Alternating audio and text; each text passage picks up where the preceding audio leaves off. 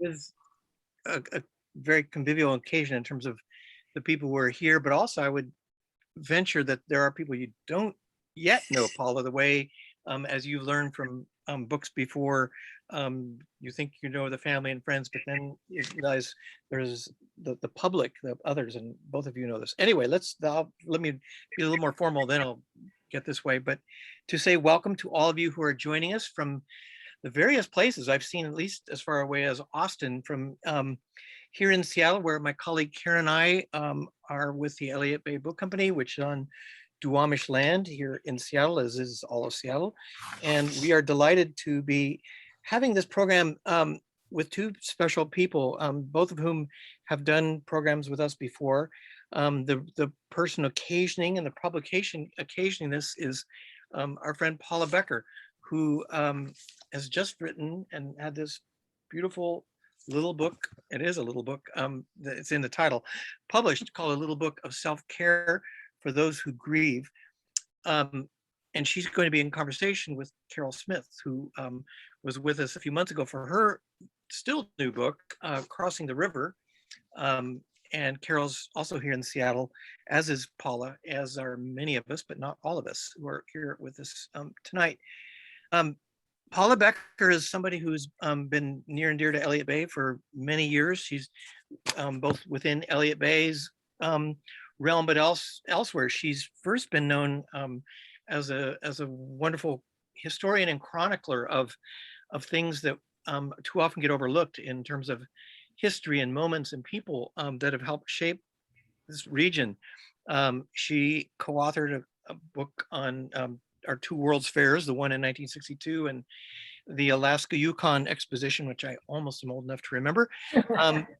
Not quite, but as well as a lot of work on the wonderful website called HistoryLink.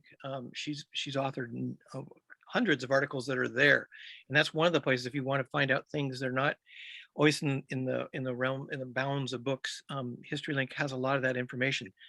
More recently, of those kind of books, and this was getting talked about a little before here, her remarkable biography of the author Betty MacDonald is entitled Looking for Betty MacDonald, that has helped generate a lot of renewed interest in an iconic Northwest author, most famously the author of The Egg and I, but other books as well.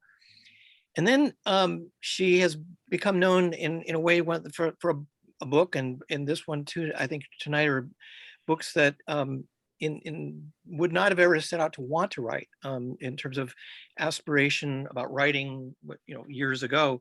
But her memoir, A House on Stilts, Mothering in the Age of Opioid Addiction, is about her son Hunter and his death, and what there's everything that led to that, and what the process as a narrative, as a story, was for her and her family. This new book, this little book of self-care, is a book that actually, I think it's a book, and she and Carol will talk about this more than I need to, that Paula would have found useful in going through the throes of intense, immediate grief, which is also something Carol Smith has written of eloquently in Crossing the River. Carol, who is with us as a writer, as a journalist, first for the Seattle PI, left to go to be at the LA Times, came back and has been an editor at KUW, and now has written her book, which also is about a death of a son. So the two of them tonight will converse and talk.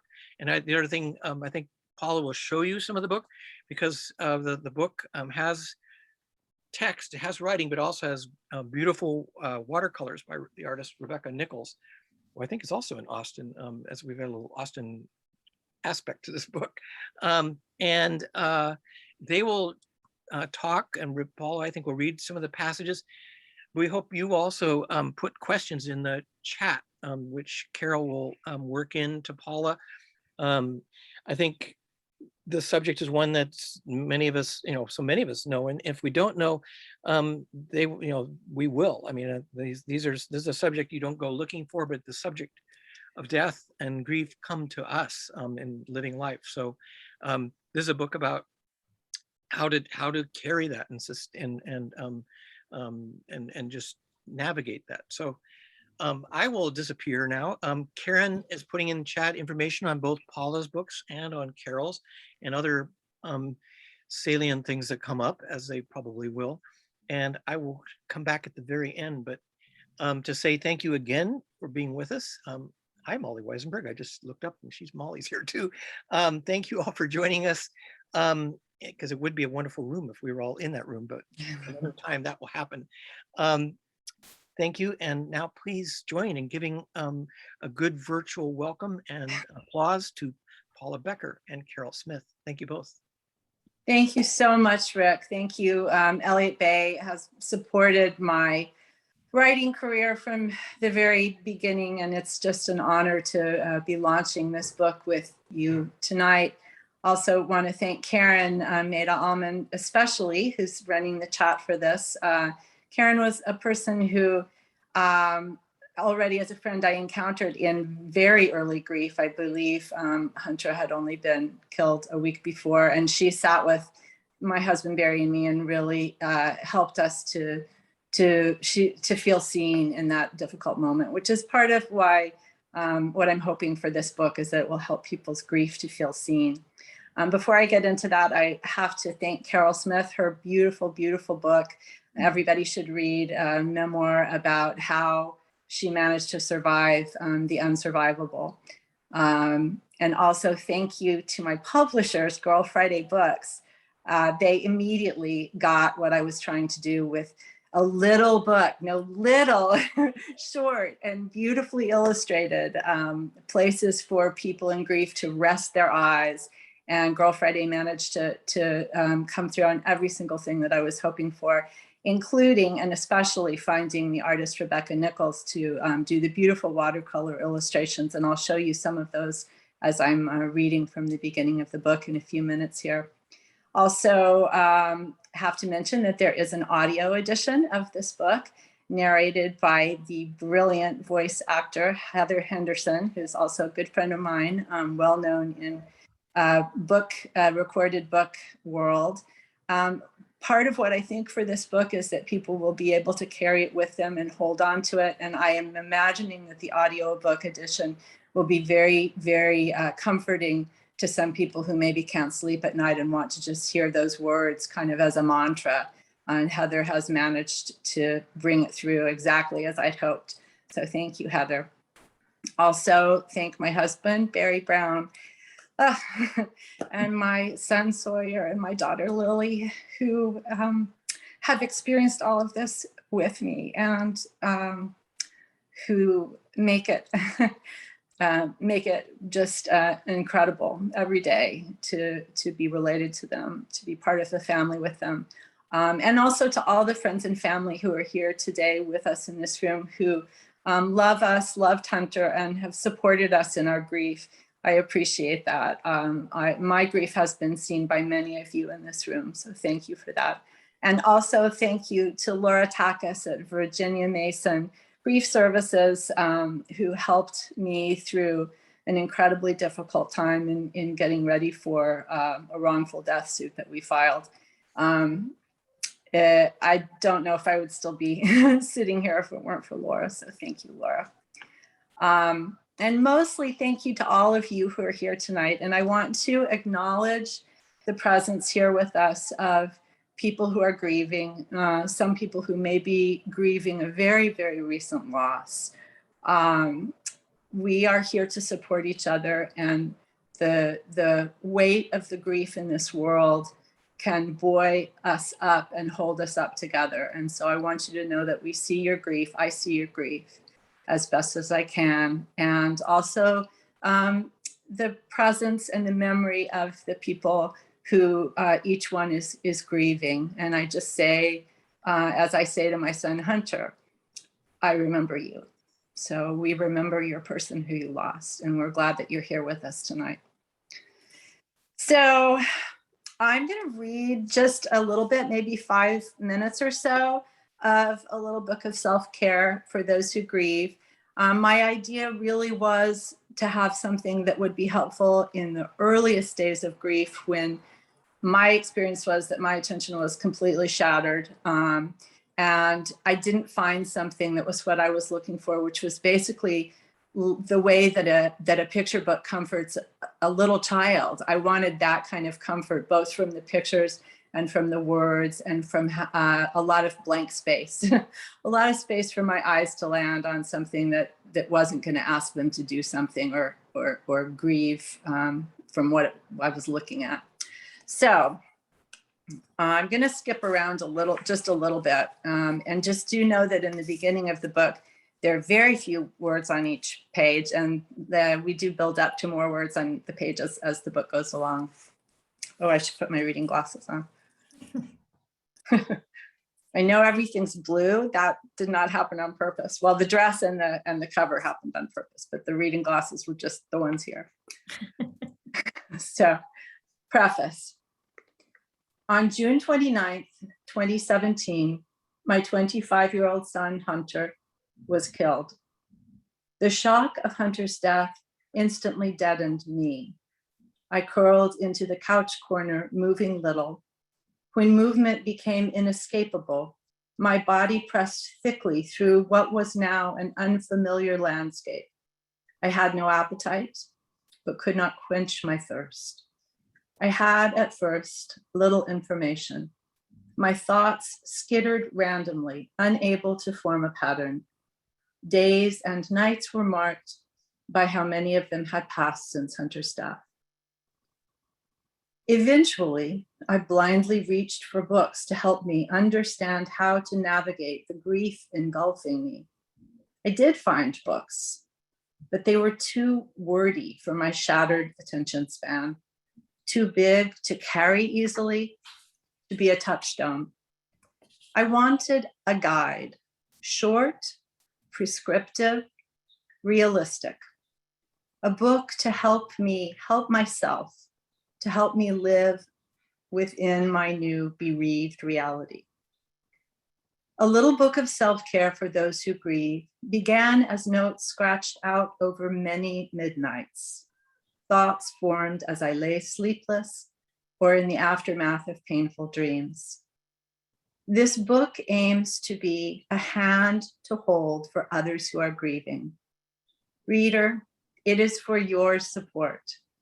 Use this book however you want to.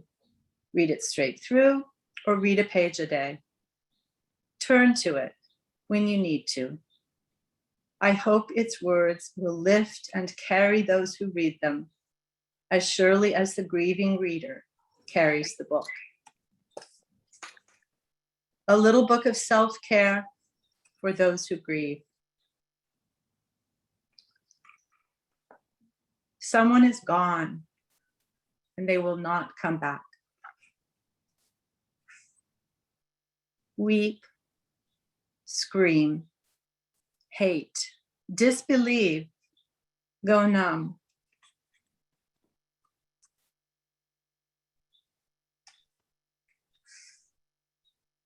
Breathe.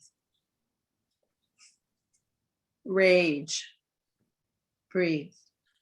Curse God or gods. Beg God or gods. Breathe. Remember. Feel it, what you feel. Let it be. Sit with it because you have no choice. Sit with it. Let it be. This is the only work. Breathe. Add lemon to your water. Sip. Eat something if you can. A little is okay. There is no right or wrong way to feel. There is just how you feel. Feel. Breathe. Be kind now. Kind to you. Grief hurts in every way. It hurts your body. Sometimes sensation comforts when words cannot. Water against skin as you stroke through. the weighty quilt, more frayed than whole, your great-grandmother pieced decades ago. Mug, hot from tea. Bowl, warm from soup.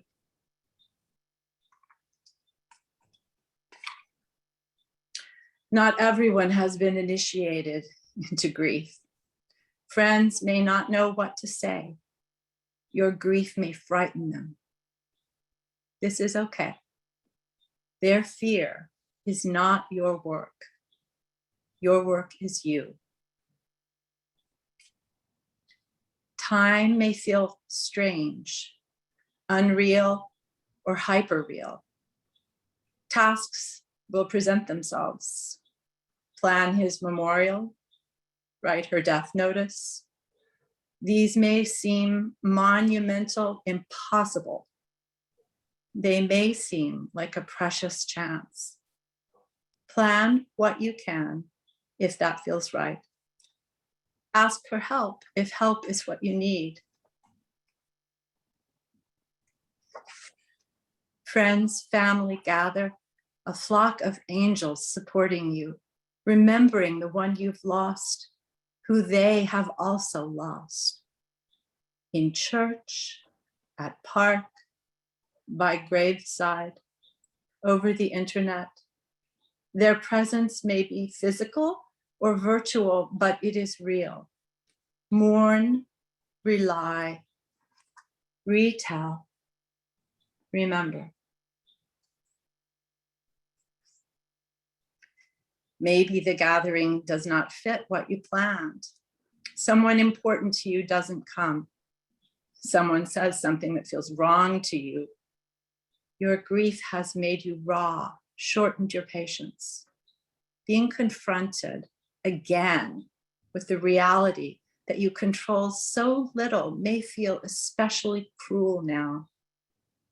Notice your disappointment, your rawness. These things are. I'm going to stop reading for now, but I just going to sort of randomly show you a few of the really beautiful illustrations. Let's see, I want to be sure you can still see it. Not every page has them. Some of these illustrations came from prompts that I sent to Rebecca, but some of them, like this one, are just straight from her. So beautiful.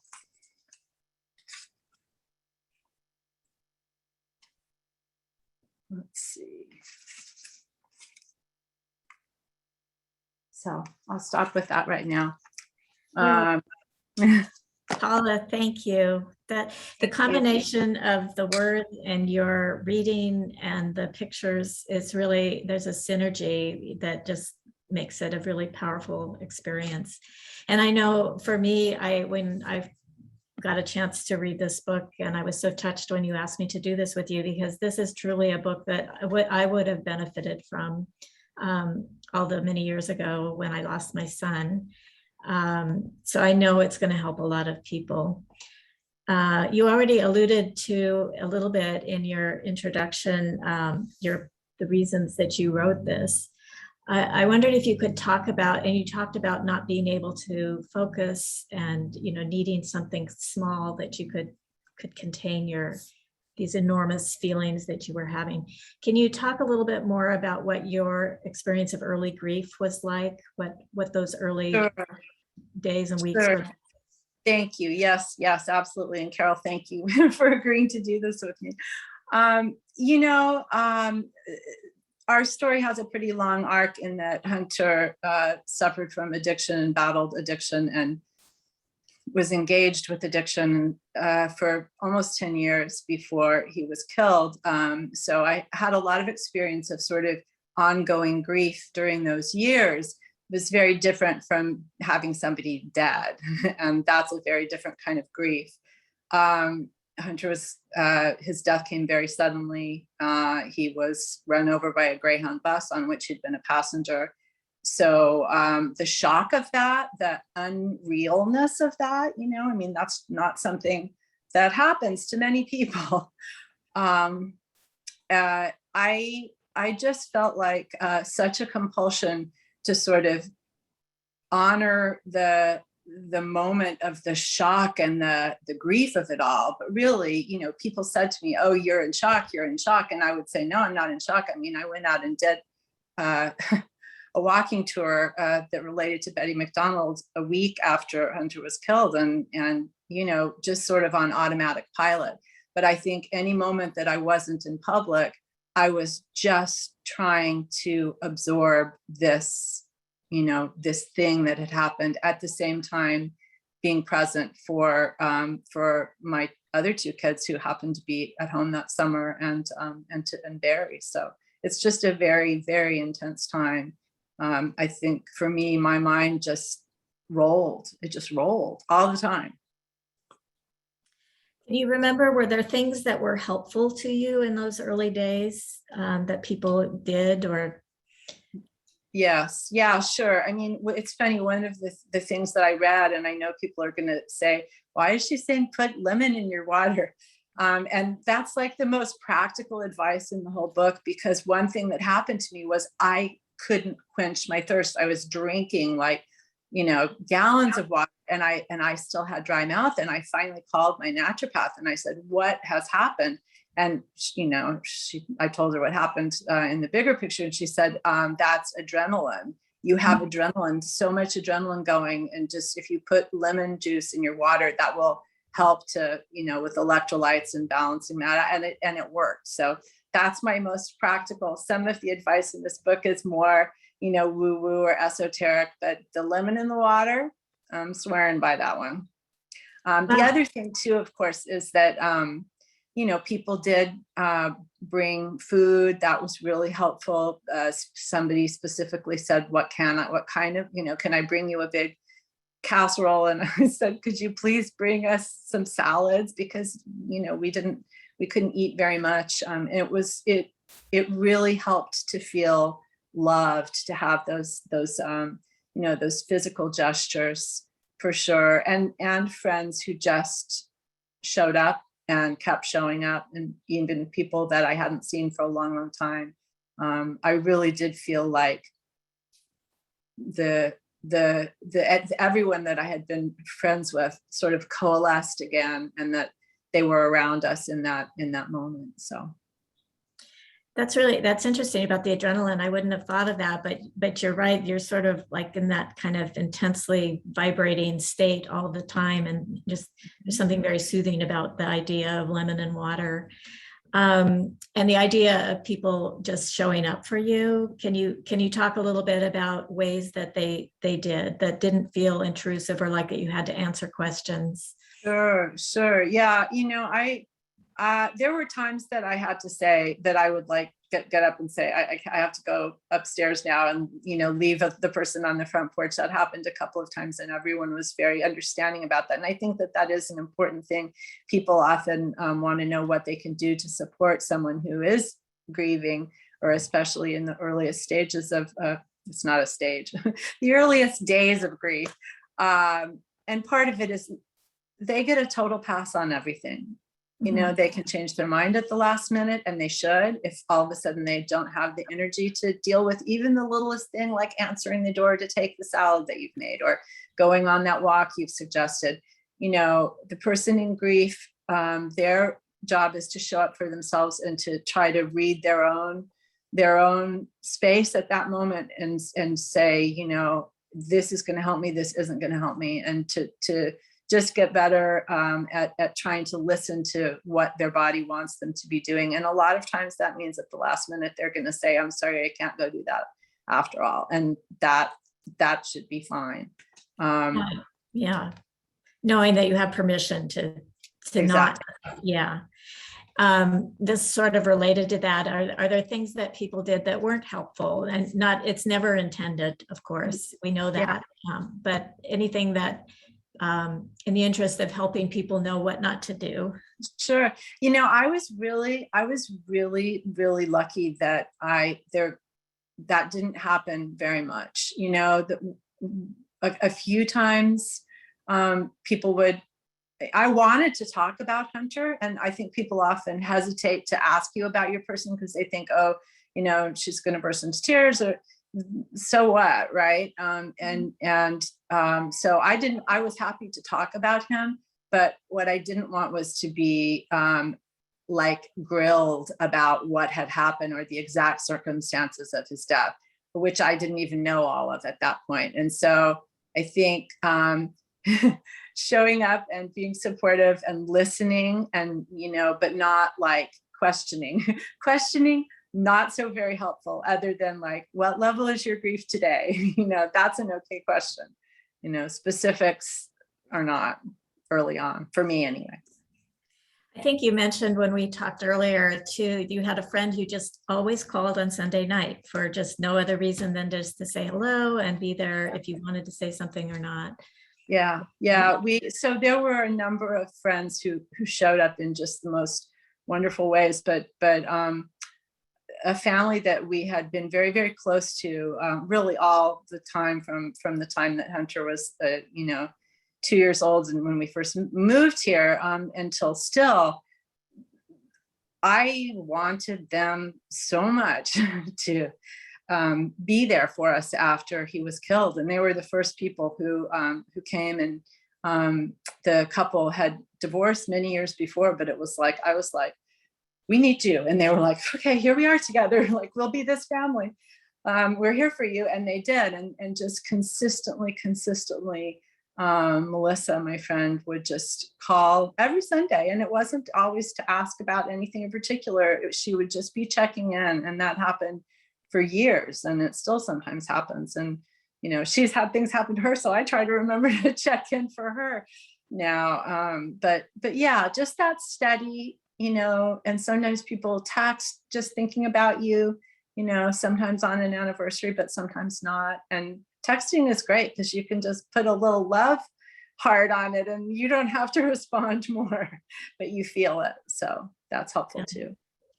You mentioned, and I think it's true that people are hesitant to ask about the person who's gone. But can you talk a little bit about Hunter for those of us who didn't know him? And you touched on how he died and so forth, but the person that he was, the little boy that he was, and your hopes and dreams, and sure, a little bit. Yeah, definitely. Well, Hunter was my firstborn of the 3 children, and I think your children are your teachers, and he was my first teacher of that kind, and he taught me all his whole life. Some things that I treasure, lessons I treasure, and other lessons that I sincerely wish I had never had to learn, but we don't get to choose that. He was funny, bright, he loved movies, he was a huge reader, hilarious, just in terms of his sense of humor, and very addiction changes a lot of the circumstances for the person, but at least in our situation, I could always see that Hunter, who I loved, there always through the whole thing. It is harder when certain circumstances are harder. And it was very hard by the end of Hunter's life for me to really remember him as a little boy, because that just hurt so much. And then after his death, subsequently, it's like that little boy was able to come back again. So I think this is one of the things about grief that, for me anyway, even a grief, even a bereavement that you anticipate coming, like you think, this person is not going to be there sooner or later. That bereavement can bring, circumstances that are unexpected. I never thought that one of the things that would happen after Hunter's death would be that I would be able to fully grieve and hold to my heart that little boy and remember that little boy. And, it's like there are ways in which grief impacts people that are unpredictable, and that, just can set you on a different path or bring wholeness to something that was broken, and also break something that you never thought would be anything but whole.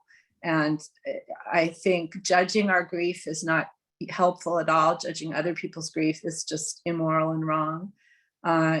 grief is. And that's really part of the point of the book, is that how you feel, that is, and what has happened, that is. And, you know, learning to take the best care of yourself as you can in each moment. I mean, that's a good lesson for life anyway, but grief is an opportunity. You have that thrust upon you to be able to sit with what is impossible. You know, that's just what it asks of you. Yeah, very much so. Yeah, and you touched on this with you know, the judging of grief, and we're hard on ourselves, and we have expectations of other people. And I think there's this cultural almost myth that the goal of grief is to get over it and to feel better. I wonder if you could talk a little bit about sort of the longer process of grief, what that's been like for you, if it's been linear or what it's been like. That's a great question. You know, I think that once you're bereaved, that person, I mean, they're never not going to be dead, as far as we know in this world, you know, so that is a permanent loss, and therefore your grief is permanent. And some days eventually some minutes are not as terrible. And then after a long time, maybe some whole hours are not as terrible. And after a while, you might have a good day, or, you know, things might be okay. But I think that grief it's not cyclical at all. And it's not, for me, spiral. It just is sort of amorphous. It's, you know, floating through the constellations, and all of a sudden, like a shooting star will come straight at you. And the shooting star sounds like a good thing, but that could be like your grief just piercing you. And sometimes when that happens to me, I can kind of parse out why, like what might be going on. And sometimes I'm like, whoa, wow, okay, that happened. And, you know, it doesn't help me to try to figure out why, or that there's some trigger. It's just like it is. And so just sitting with that, even years and years after your bereavement, all of a sudden things can flare up, and that is perfectly, absolutely acceptable and to be expected. Interesting. I love that description of the sort of floating in the what did you say, the constellations, because there is something about feeling bereavement, of feeling like you've almost entered an alternate reality. You know, time slows down, or it speeds up, or your sensations are either really dulled or they're really super heightened. Your feelings are right under your skin, or you feel really detached. You know, there's just this sense that you're not really grounded. So yeah, what are some things that you do to take care of yourself, and how has that changed from the beginning to now? Yeah, that's a really good question. Well, so I swim every day, and I don't think I swam at all before Hunter was killed. Maybe, I knew how to swim, but that wasn't something that I did. And right after we brought his ashes back from Medford, Oregon, this is the silliest, it's like the universe, right? We were at the funeral home, and I put this bag down that had his ashes in it down on the ground, and somehow my foot got stuck in it, and I like did this weird thing with my leg to try to not fall, and I totally messed up the back of my leg so that I couldn't walk on the treadmill or take walks in the neighborhood. And I was like, I have to move. I'm a person who has to move every single day. And so I started swimming, and it was like, oh my goodness, this swimming, there's something about water for me. It's like you're pushing through something. It's hard, but you can do it, which I think is, you know, maybe metaphor, right? I see most things as metaphor for moving through your grief. And by through, I don't mean from the beginning of it to the end of it. I just mean through it, you know, swimming in it. So that's helpful to me. I am somebody who did find a lot of help in, you know, sort of woo-woo things, you know, different kinds of oils. I have a grief oil, stones, you know, jewelry that is specific. Those things felt like very elemental to me. And I think I've seen that a lot in, grief groups or whatnot. You'll see people and they have like, bracelets or whatever. It's the idea of something that is just carrying and it's helping you to kind of hold that part of you together. Has something to do with the stones that they're made of or whatever. I also was able to get some physical work like reflexology, especially, and I had a massage person who worked with me. I have read and heard that not at all to say, oh, mother's grief is worse, because I 100% don't believe that. Everyone's grief is their very worst grief. But statistically, mothers who lose a child, their mortality goes up in the years following. I mean, it can. And so I had people who worked specifically on trying to help the physical things that grief can do to your body.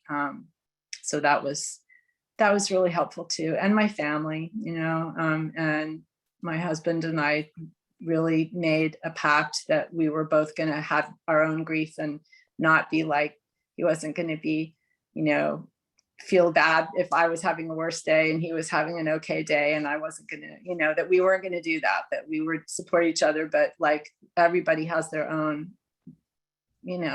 interaction with their own grief, I mean, there's collective, but it's still what you're doing yourself. So that was also very, very helpful.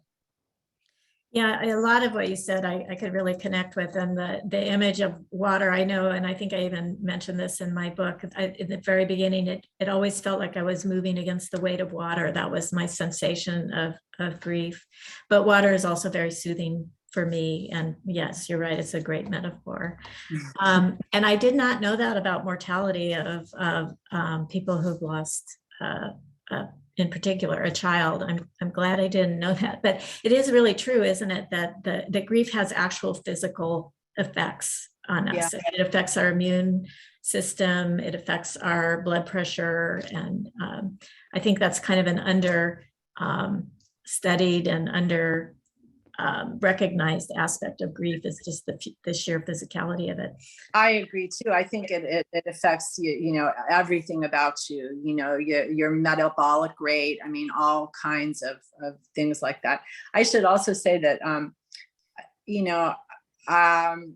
I think grief therapy can be very good. I think, a person has to figure out whether that's right for them. I was not a going to therapy person until I was really on my hands and knees, and finally, did get therapy with Virginia Mason for traumatic loss, and that was very, very helpful. So the first thing I suggest now, especially when someone has been bereaved suddenly without a chance to say goodbye or with damage to the physical body, that they try to get in with some traumatic loss therapist, because that there are issues to that particular grief that are specific to that kind of grief, and it is I think easy to get stuck in that particular kind of grief. So when you were bereaved in that way as well. So yeah. Very sudden, didn't get to say goodbye. Yeah, and you mentioned this in the book, the idea of being able to tell the story over and over if you need to the retelling. Can you talk a little bit about sort of the value of telling the story both for yourself and for other people? Yes, I think really it's not necessarily for other people unless you decide to write a book about it and publish a book about it. But for me, the idea of being able to put the events into a narrative was essential. And part of what was just dementing for me early on was that the narrative kept changing, especially once we were in the middle of this lawsuit. And I chose to get all of the information and, not to just let the lawyers know all the bits of information. I wanted to know it too, which meant that I would get different people's versions of what happened in that night. And it just it was like I had, the snow globe, the snow had all fallen and then it would get shaken up again. And it would be like, So finally creating some kind of real true narrative of what happened, and also just dealing, with the physical aspects of what had happened. It's I mean, that is something that I'll be dealing with the rest of my life. And it's not just me, you know, I mean, there's lots of people lose their people in ways that are damaging to the person's body. That happens every second of every day, you know.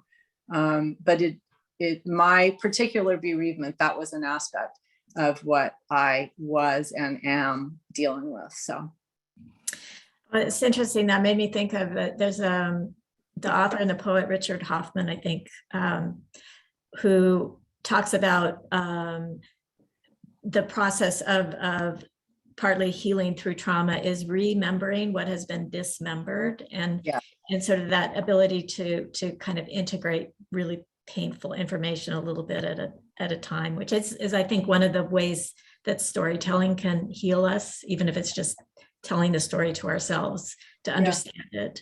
Yeah. Well, you talked about that so beautifully in your book when you know, at the end, you get information that not only lifts this feeling, you know, of guilt from you, but it also it just draws this beautiful little line, you know, through your son's whole life. So anyway, thank you. You know what you're talking about. Yeah, I do.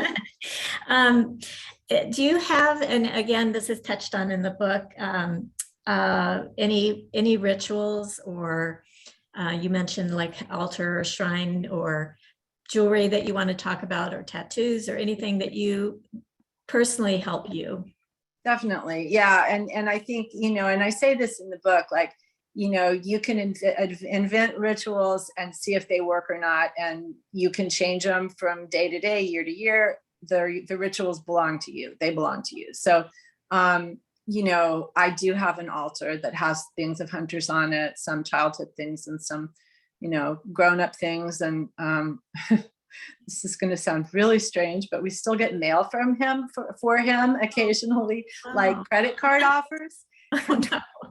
So I'll just put those like at the bottom of the altar, like when he gets mail. I don't know what else to do with it. I can't recycle it. It's got his name on it. I'm not going to open it. That's a federal crime. So I put it on his, yeah. You know, I have I have a bunch of tattoos that are related to him, and tattoos specifically related to him, and also one to Sawyer and one to Lily, things that they drew or wrote themselves that are on my body now, which I really love. This one, I don't know if you can see a heart and HB, is the way he signed a note to me once, and I kept the note, and then after he died, I decided that would be something I would want to just look at all the time. And then it was one of the prompts that was given to Rebecca for the art. And so there actually is an illustration of the tattoo that is actually Hunter's handwriting in the book. So that makes me happy. Yeah, well, that's wonderful. Yeah, I always I mean, I ritualize everything, right? That's me. Yes, I have, you know, a labradorite, which is a stone that's supposed to be really, you know, helpful and grounding, and lava bead, mala, different malas for different things that, you know, don't always have to be with me. But, and then we also, we do a couple of things. I mean, the anniversary of Hunter's death is always difficult. And we've created this, this kind of, for want of a better word, practice of on that day going, and we actually go to Elliott Bay to buy picture books, beautiful picture books. So Barry and I spend about an hour looking through picture books. It's the only time of the year that we really ever do that. And then we donate them to a children's charity. In recent years, it has been an organization that teaches children to read from other cultures. So that takes a really hard day and gives us something really sweet to do on it. And then on his birthday, I have this ritual of taking little stones and leaving them on playgrounds where he played when he was a child. And I have a little thing that I say, because I remember, especially one time we were at up in Edmonds at the park on the beach there, and he found I think a piece of, what was it? Anyway, he found a stone that was like a magical stone, and he was just like, and so I thought, oh, I will leave these stones for children to find, you know, that will give them a moment of delight. So Oh, I love those. Those are wonderful stories.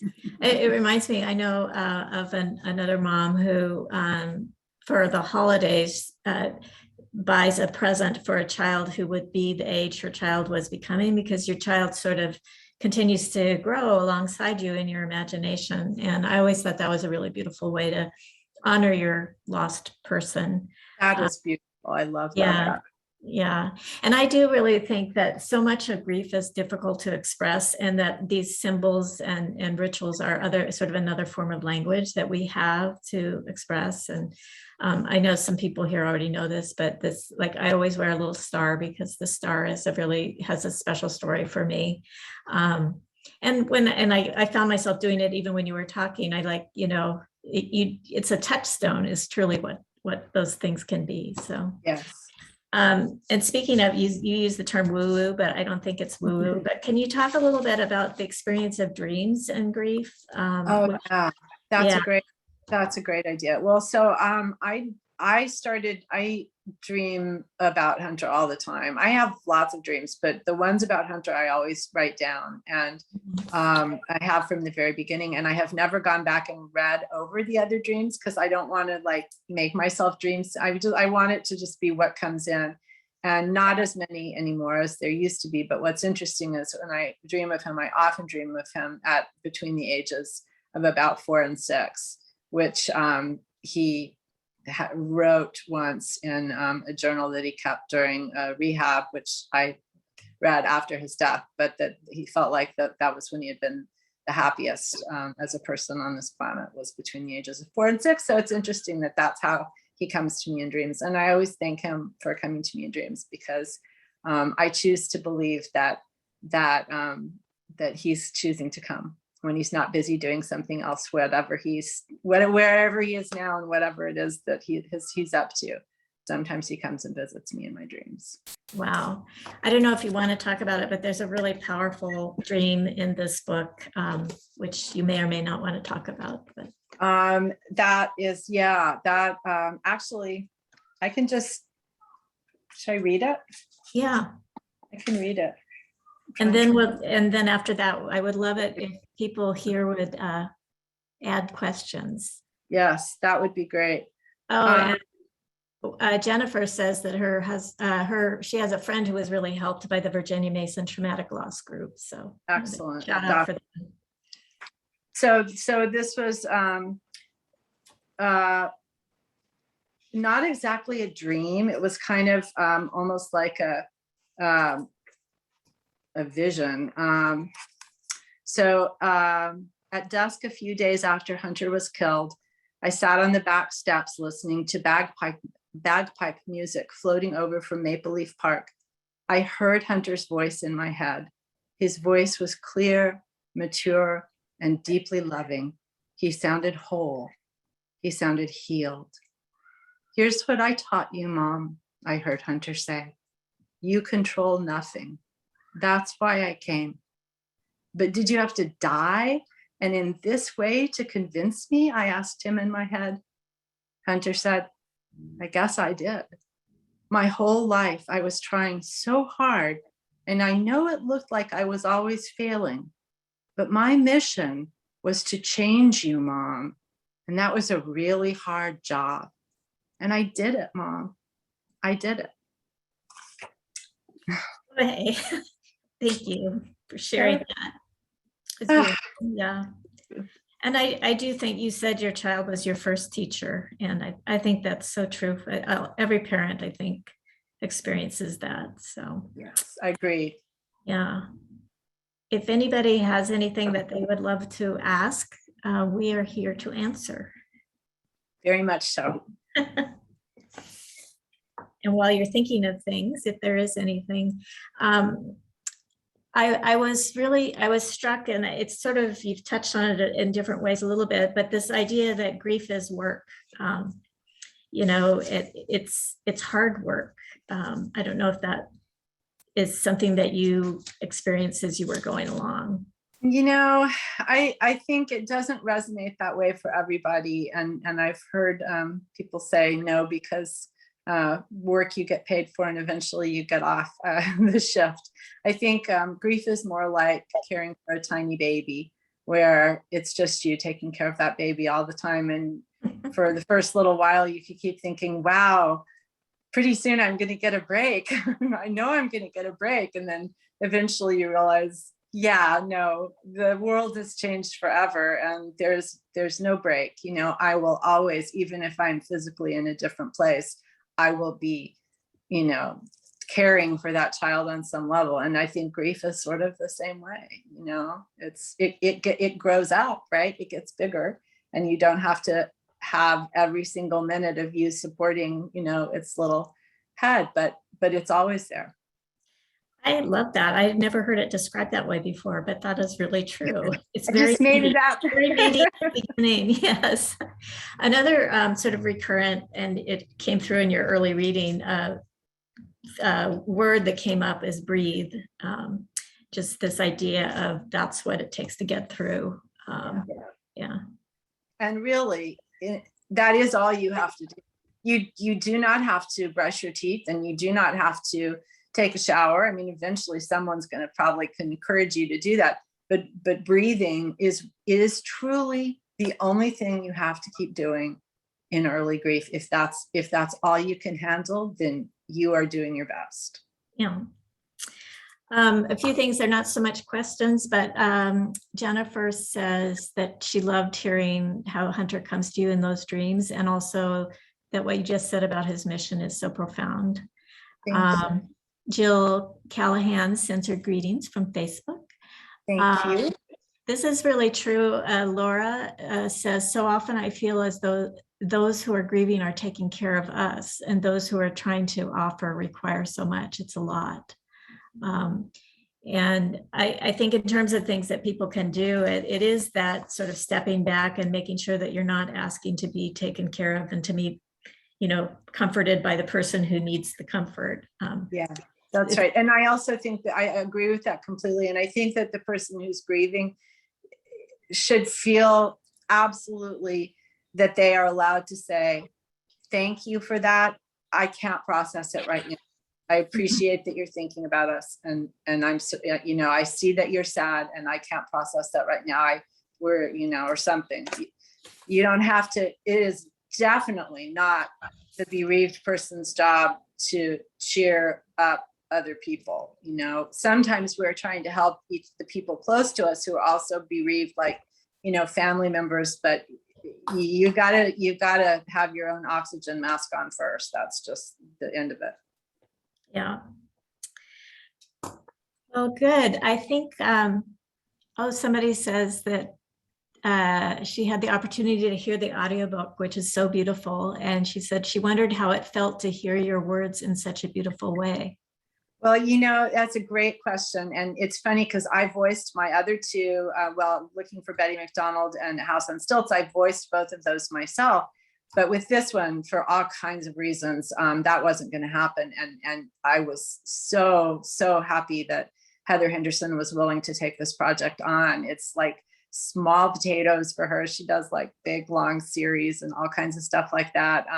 But because I know Heather, and I knew that her voice could be just exactly perfect. So I just feel immensely grateful that she brought to the recording exactly what I wanted. So Heather says it was a big project and it was an amazing project. Let's see. Laura says, Paula, many bereaved fear forgetting their person, and what a betrayal this feels like. What are your thoughts or experiences around this? Yeah, that's a good question. I definitely don't fear forgetting Hunter. That is not a fear that I have. But I think what I hear within that question is that sometimes when we're moving from the earliest grief, where it's all consuming, to a point where some minutes or hours or days are actually pretty not horrible, that we can feel guilty that we don't still we're not still in that most terrible time when we're so connected with our person through our grief. And I think my idea is that we should know that having a good day is not a betrayal of the person that we've lost. It's just not. And it's not like, oh, they would want you to be happy, because who knows? That's, to me, that's not a helpful thought.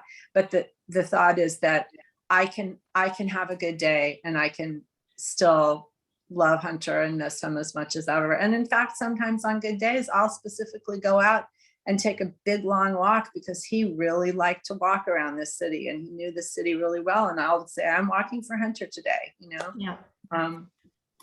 This actually, that sort of leads into this next question, which is sort of a heartbreaking one. Somebody who recently lost her mother, husband, pet, a little dog, an aunt and an uncle, and she wants to know, does the ache in your chest ever lighten? First of all, I'm so sorry. I'm so sorry. Yes. Oh, that's so much, so much, and all at once. I can only speak to my own grief, and the ache is always still there, but it for me anyway, eventually in most days, got to feel more like, you know, that bruise, like a deep bruise, not like someone is physically cracking my sternum or my heart.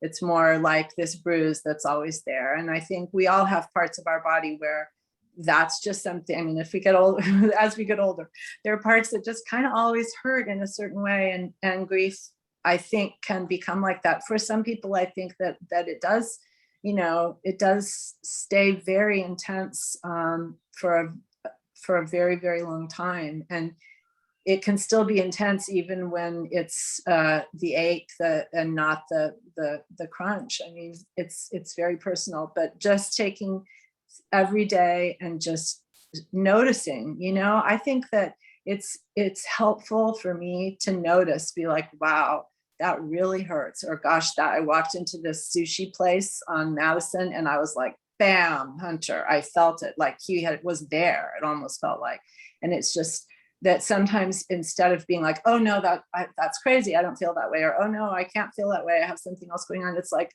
just to notice it, to name it, because I think naming our grief is so powerful, and it's really something that we can do again and again and again and show up. And you don't have to change how you feel. You can't change how you feel, but you can notice how you feel and honor that moment because it's deep. And I think that is really what you captured in this book is being able to name the feelings and to know that it's whatever you are feeling is okay. I'd encourage anyone who is hurting a lot right now to pick it up, because it really is. It's a little book. It's a small book with not a lot of words. That's really deeply profound. So. Thank you, Carol. Thank you. Yeah. I really want this book to go out and be a hand. Like if I could hold hands with every single person who has this book in their hands, that's what I want it to feel like. Just a hand, just someone saying, you know, yes, I see that. And I feel like the way for a book like this to get out there is for people to tell people about it or give it as a gift. I think it's going to be a book that's given as a gift a lot. And just try to help spread the word, because, you know, I don't have like a gigantic machine behind me pushing this book. And, you know, you're unlikely to hear me on Terry Gross. But anyway, if everybody who's here tonight can just help spread the word in any possible way on social media or through your purchases at your independent bookstores or telling your friends, I appreciate that so deeply. I always have on all my books, but this one is a mission that I think will be helpful to so many. And so I really want it out there. Sarah says, who knows Terry Gross? Let's get on that. And I agree. Okay. We'll go on Go together.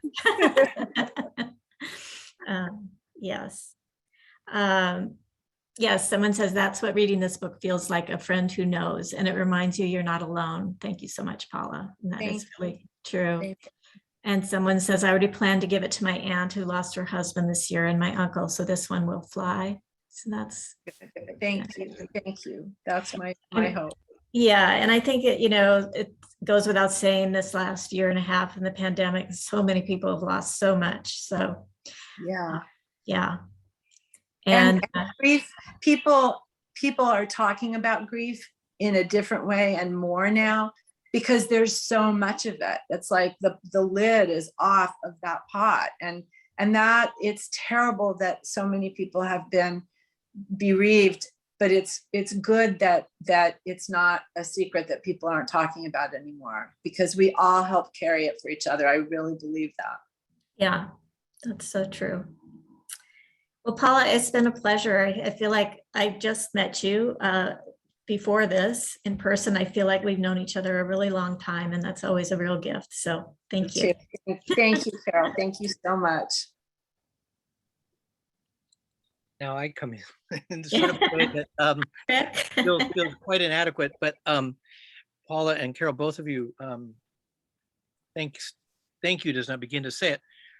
What Paula mentioned a little bit ago about taking everyone by the hand or in hand, I think if we were in the same room, the air of what it would feel like, because as something like this would conclude, and ideally the books would be signed and that, but they're going to each other, and certainly people coming up to Paula and Carol, to talk. I think there were not too many questions but comments, but the questions probably would arise in an almost more private way that people still feel sometimes in saying things. But thank you to those of you who put stories or parts of your life and loss in here. To shift gears, although Paula was also talking, like get this book out there and the message out there. Except yes, sell those books. Though Carol and I and Paula obviously have copies of the book. In part of what's also part of the era that we're in right now, this various factors such as printing and paper and supply chain issues have meant the book is actually a little bit delayed in getting in. So we don't have it in the store yet. It's expected in a few weeks' time. And we certainly will take advance orders for it. I think we already have been, including people who've gotten the book through tonight. And I think the plan is for Paula to come in and sign them too. So oh yes, if you want to go ahead and advance order one and then have it personalized, although at some point you'll be able to find Paula, I think, and get them personalized too. That way is always a pleasure. And at some point we'll do something with Paula and people can walk up and say, I got this book before, but could you now say it's to so-and-so? Because I think there's also a book many people will be giving themselves, but also giving to others. And as again, people have been saying here tonight. So thank you both so much. And I know Karen, my colleague, could come in here and say a lot more, because she's, I know, been very close to Paula through a lot of this in life and in seeing this book into the world. So, but if she doesn't come in, I'll say for her great gratitude and appreciation, and love to you, Paula, for doing this. And yeah. So on that note, thank you both. Thank you again, everybody, and take care of each other, take care of yourselves, and come get this book when it's in the store by the end of the month. God willing. You. Yes, thank you all. Thanks, Carol. thank you so much. Bye.